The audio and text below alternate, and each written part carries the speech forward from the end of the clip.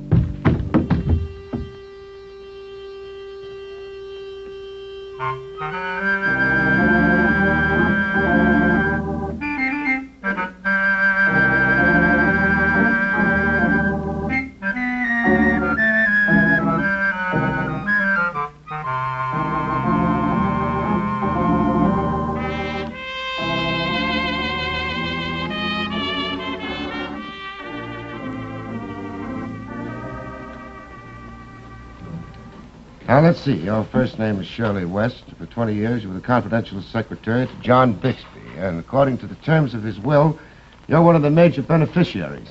Now, what can I do for you, Miss West? Major beneficiary, major suspect. Suspect for what? The murder of John Bixby. Oh, now, wait a minute. According to the papers here, John Bixby was killed during the commission of a robbery in his home. Well, that's for public consumption, Mr. Kane. Privately, the police believe that Mr. Bixby was cold-bloodedly and intentionally murdered. And on what do they base that theory? Oh, I don't know, sir. I do know that I've been very closely questioned, as have been the others mentioned in the will. I see. Now, about John Bixby, what business was he in? Well, Mr. Bixby was an inventor, and a very successful one. Mm-hmm. Any family? Only a nephew, Carl Bixby. Mm-hmm. No other relatives? None whatever. Mr. Bixby was a very lonely man. Now, as regards the robbery, was there anything of value taken? Well, nothing was taken, Mr. Kane. As a matter of fact, aside from the furnishings, there's nothing in the house of actual value. Well, what about the safe? Well, Mr. Bixby kept anything of real intrinsic worth in his vaults downtown. The safe contained nothing but his will and his diary. Did you know the combination to the safe? Yes, I did, Mr. Kane. Do you know the contents of the will?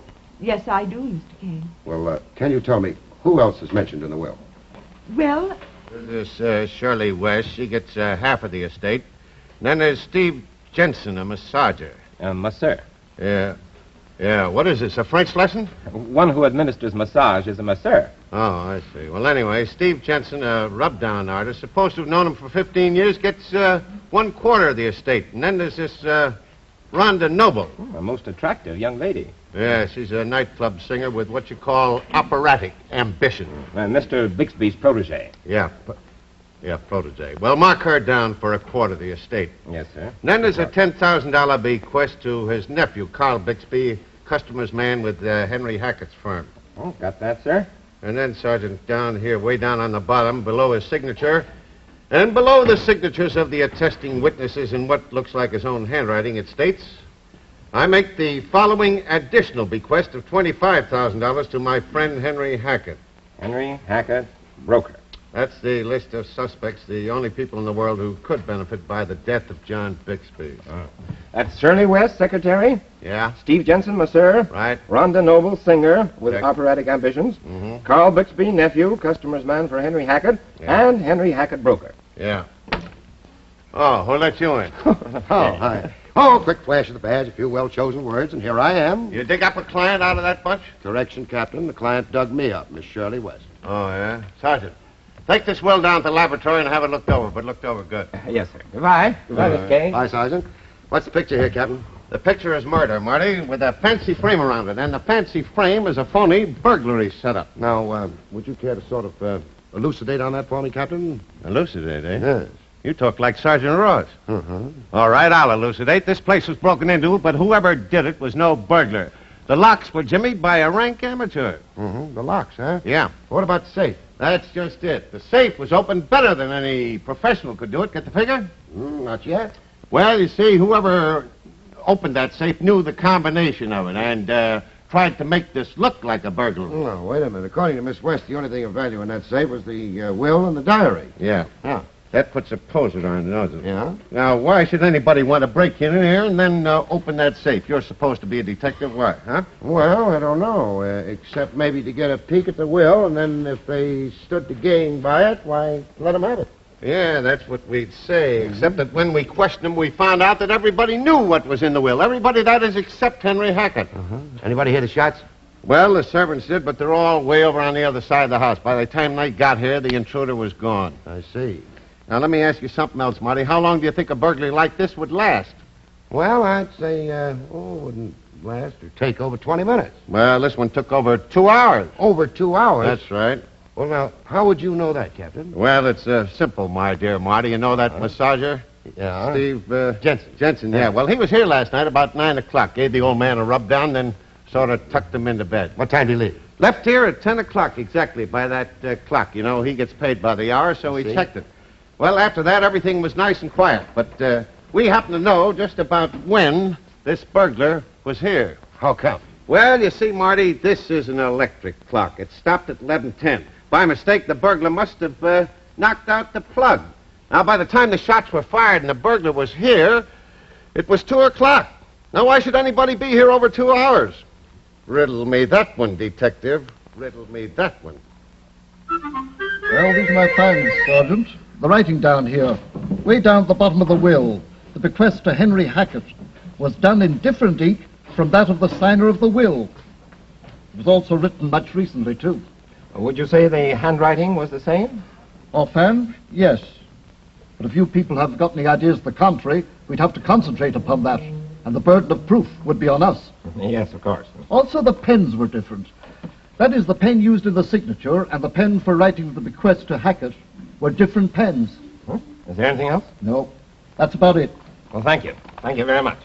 Oh, you'd better take the will. Oh, yes.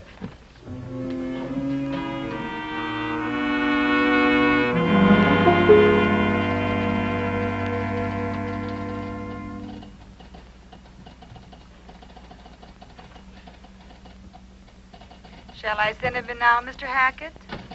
Yes, please do. Well, I didn't know it was you. Colonel Henry Hackett. How are you, sir? Fine, Marty. Good. You know a saying that's come quite recently into vogue? Yes. Old soldiers never die. Come on, sit down, Marty. Thanks a lot. Well, I've been working on that John Bixby murder. Yeah, same messy business, that, huh? Yeah, police been bothering you? Can't seem to get him out of my hair. I see. You haven't gone around killing anybody lately, have you, Colonel? It's Mr. now, Marty. I'm a complete civilian. All right. What about John Bixby, Mr. Hackett? Yes, Marty. What about him? The police are convinced that someone that was mentioned in that will murdered him. Yes, so they've been telling me. Look, sir, there's time when politeness is no more than hypocrisy, and this is one of those times. May I be blunt? Fire away. Could you tell me where you were between the hours of 11 and 2 last night? At my apartment. Asleep? No. Were you alone? I'd rather not answer that question, Marty. Well, the only reason I'm asking you is that you could exclude yourself as a suspect if you could prove where you were between 11 and 2. I still prefer not to answer that question, Marty. Suit yourself. Now, about that bequest in the will. Ridiculous. Absolutely ridiculous. Why ridiculous, Mr. Hackett? I was his broker, Marty. Nothing else. You see, we used to have a drink together occasionally, and I talked to him about his investments. And I don't think, all told, I saw the man more than 20 hours in all the years that I knew him. So why should he make any bequest to me? Could you use the money? Yes, I could. And at the moment, I could very well use it. I see. Mr. Cartwright would like to see you now. Thank you. I'll see him in a moment. By the way, you have a Carl Bixby working here. That's right. Do you mind if I talk to him while you're talking to your Mr. Cartwright? Not at all, Marty. I'll send him right in for you. Thank you.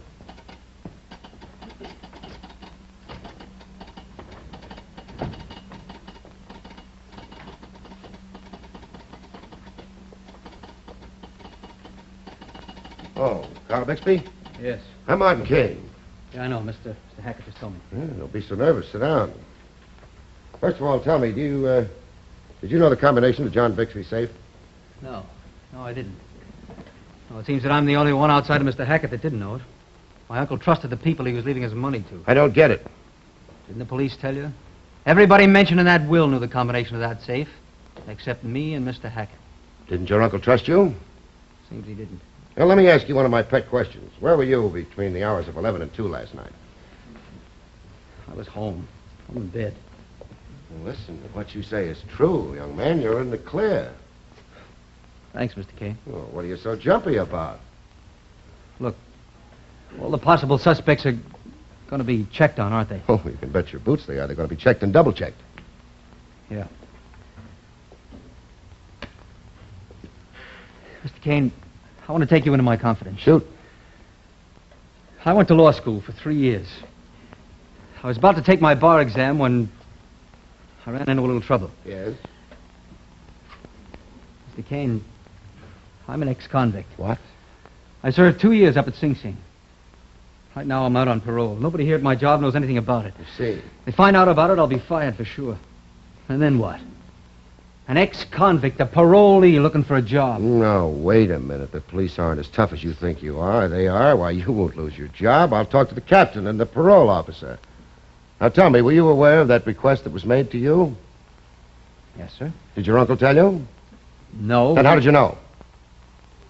Well, it was about 4 or 5 months ago. He was ill and convalescing. And bring me my diary from the safe, will you?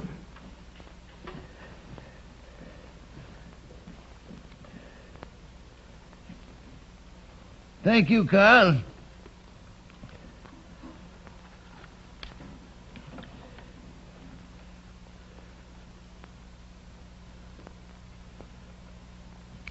All right, put it back, will you, please? And Carl, you've been a pretty good boy. A pretty good boy. You've measured up much better than I expected. Oh, you've been a disappointment. A blot on the family. And I've never really forgiven you. But I may help you a little, Carl. Just a little. Mr. Kane, I want to be on the up and up with you. I did look in that diary. I guess I was curious, and I found out exactly what my Uncle Will was going to be, including my own bequest. Well, was there any indication in that will that Henry, or in the diary that Henry Hackett was mentioned? No, sir. Mr. Well, Mr. Bixby, Mr. Hackett wants you in the dressing room. I'm depending on you, Mr. Kane. I'll do the best I can.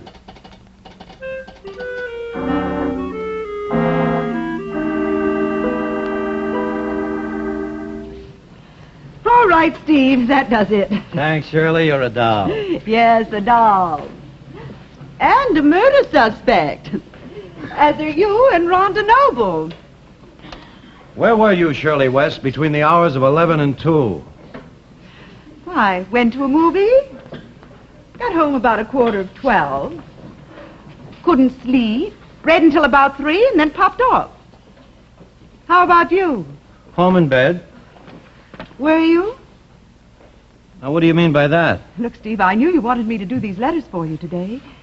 What's that got to do with it? Well, I was going to be tied up all day with work I had to do for Mr. Bixby. I had meant to tell you, but it slipped my mind. I still don't get the connection. When I got out of the movie, I suddenly remembered. I knew you were depending on me, and I didn't want to disappoint you, so I stopped by your apartment and rang the bell. That was at 11:30. So? There was no answer. So what did you do then? I went home. As I told you, I couldn't sleep. I called you on the telephone at 2:15. There was no answer that time either. Did you tell this to the police? Did you? No. No, I didn't. I didn't want to complicate things. Were you home, Steve? Yes. Yes, I was. That's the truth, Shirley. I was tired, dog-tired. I heard the bell ring at 11:30, and I heard the phone ring a little later that night. But I was just too tired. I didn't want to be disturbed by anybody. That's the truth, Shirley. So help me.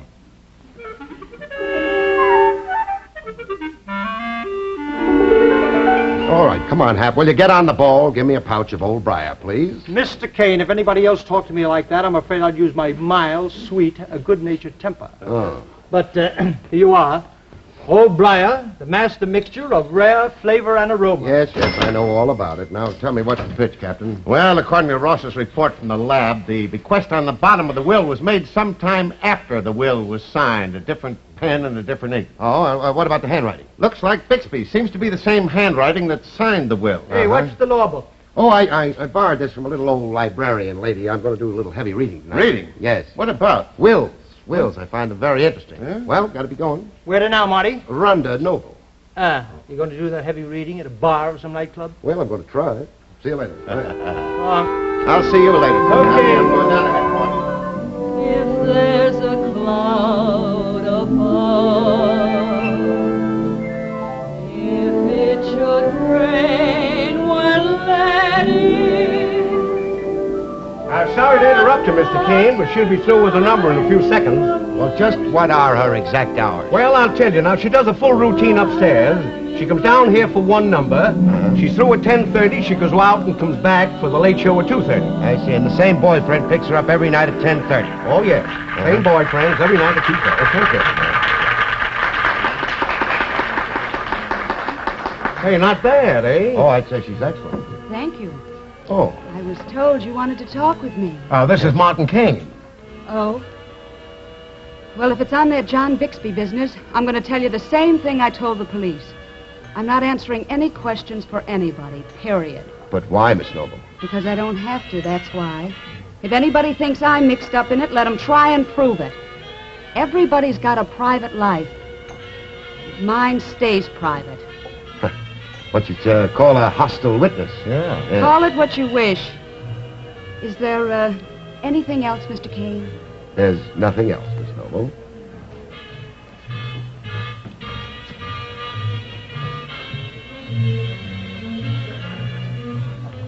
Hey, that's the boyfriend. Every night for the past 6 months at 10:30 sharp. Including last night? Uh-huh. Now, let me freshen up your drink, Mr. Kane.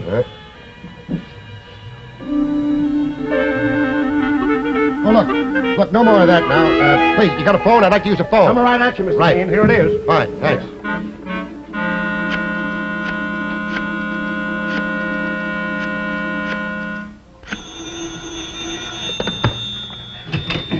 Hello. Oh, Marty, they told me to tell you as soon as you called. Yeah, the captain's having a big shindig with the whole bunch down at John Bixby's house. Yeah, a conference. A regular showdown. Okay. Yes, can I help you? Yeah, let me have a pouch of model. Right here.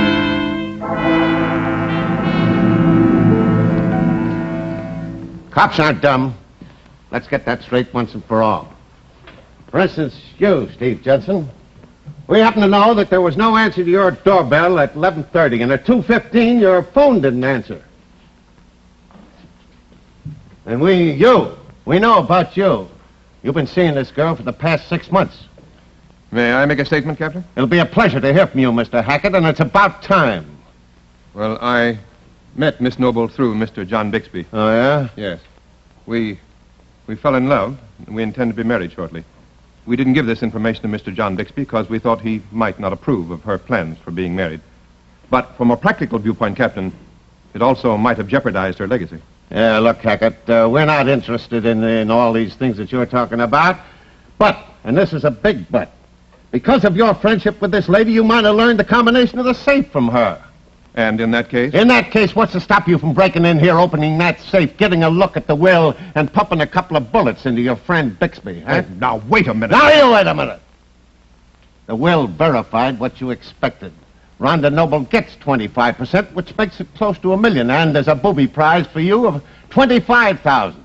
You knock the guy off, and you're rich. Very rich. Yes, you make a nice husband and wife team. And we happen to know that you can use that dough right now. May I say a word, Captain? Well, a word from you? Why, who could stop you from saying a word? Go ahead, have that word. Make it quick, will you? Do you have the will on your person? The will on my person? Oh, yeah, sure, I got the will on my person. Oh, fine, thanks. Oh, Mr. Hackett, would you write your signature on here, please?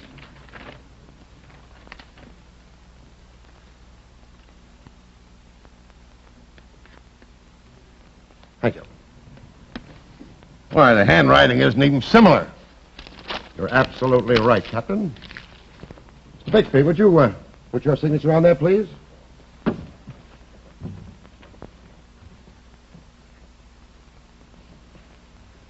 Thank you. Oh, this handwriting isn't similar either.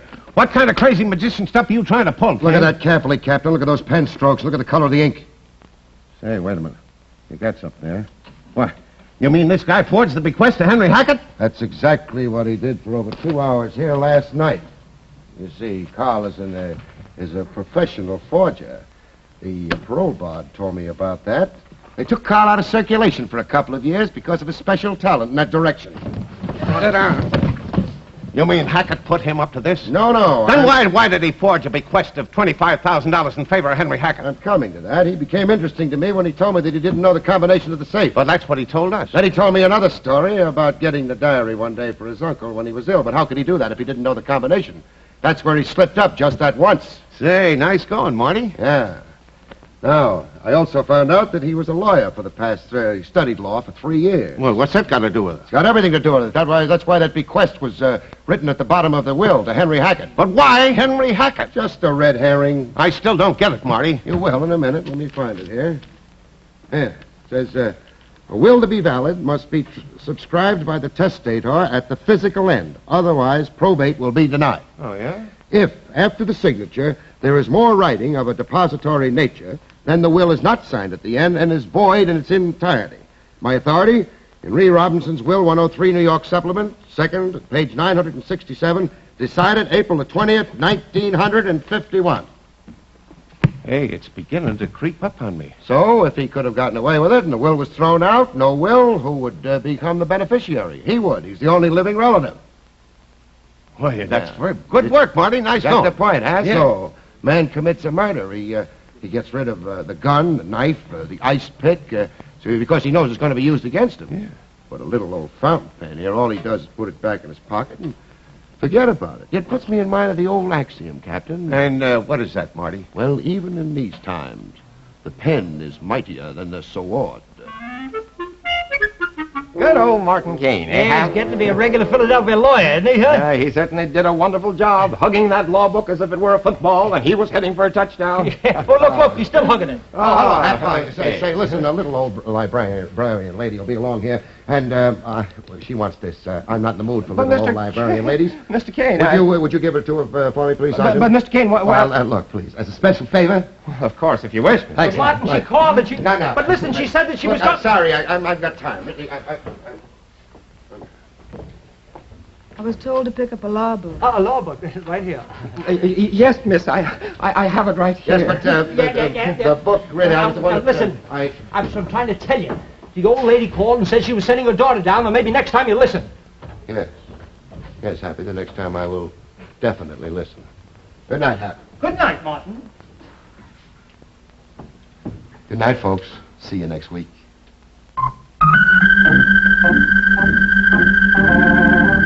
Martin Kane, Private Eye, has been brought to you by the makers of those 4 distinctively different pipe tobaccos. Old Briar, the master mixture of rare flavor and aroma. Dill's Best, flavor cut for extra mildness and cool smoking. Model so high in quality, so low in price.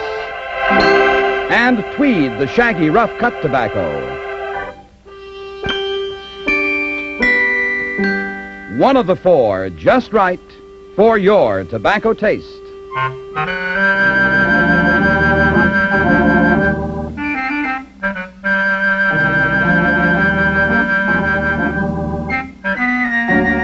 William Gargan also appears weekly in the other exciting series of Martin Kane, Private Eye, on radio over another network. Check your local newspaper for time and station.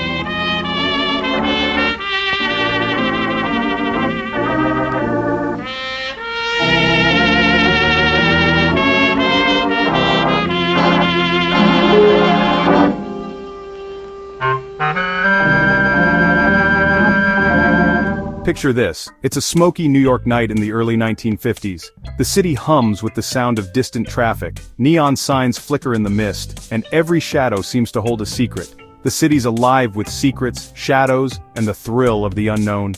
Every corner could be hiding a story, every alley a clue waiting to be found. And right in the thick of it all, there's Martin Kane, Private Eye. He's the man you call when the truth is buried deep, and the city's darkness feels endless. You just watched another gripping case from Martin Kane, one of American TV's very first detective heroes. Back then, families would gather around their television sets, eyes glued to the screen, eager to see what twist the night would bring. But this isn't just any crime show. Martin Kane, Private Eye, was a trailblazer, broadcast live on TV every single week. Can you imagine that? No second takes, no safety net, just the thrill of live television. No do-overs, no fancy editing, just pure, raw, edge-of-your-seat drama. The actors had to be sharp, the crew had to be ready, and every moment was electric. Actors like William Gargan and Lloyd Nolan brought Martin Kane to life, solving crimes in smoky tobacco shops, winding through alleys, and outsmarting the city's most dangerous minds. Their performances were so real, you could almost smell the tobacco and feel the tension in the air. Every episode was a one-shot masterpiece. The pressure was on, and the stakes were high. One mistake, and the whole country would see it. If someone flubbed a line, too bad, the show had to go on. The actors had to think on their feet, improvising when things went off script, making every performance unique. That live wire tension made every case feel real, urgent, and impossible to look away from. The suspense was palpable, and viewers at home could feel their hearts race with every twist and turn. Martin Kane's world was classic noir. Hard-boiled dialogue, femme fatales, and a city that never truly slept. The show was packed with twists you never saw coming. Each episode kept you guessing, right up to the final reveal. The show pulled viewers right into its dark heart, all while defining what a detective series could be. It set the standard for every crime drama that followed, inspiring generations of storytellers. What makes Martin Kane so special today? It's more than nostalgia. It's a living time capsule of television's earliest days. Well, it's a window into TV's wildest, most creative days. Writers and directors were inventing the rules as they went, pushing the limits of what was possible on live television. No CGI, no green screens, just practical effects, clever lighting, and a whole lot of imagination. Just sharp writing, clever stagecraft, and actors giving it everything in real time. Every scene was built from scratch, every line delivered with conviction. And that's why I'm excited to share these episodes with you. They're more than just entertainment. They're a glimpse into the birth of television drama. They're not just stories, they're living history, preserved straight from our exclusive public domain archive. Each episode is a piece of the past, brought back to life for a new generation. Every scratch, every shadow, every moment is a piece of television's golden age. You can almost feel the excitement of those early days when anything was possible and every broadcast was an event. If you love film noir, detective stories, or just want to experience the magic of classic TV, you're in the perfect spot. Or maybe you're just curious about how television began, how these pioneers shaped the shows we love today. Either way, you're about to step into a world where every case is a new adventure. Make sure to like this video, subscribe to Timeless Full Features, and hit the bell so you never miss the next mystery we dig up. Join our community of classic TV fans and help keep these stories alive for years to come. Thanks for watching, and remember, the truth always finds its way back to the surface. In the world of Martin Kane, every secret has its day, and every mystery is just waiting to be solved.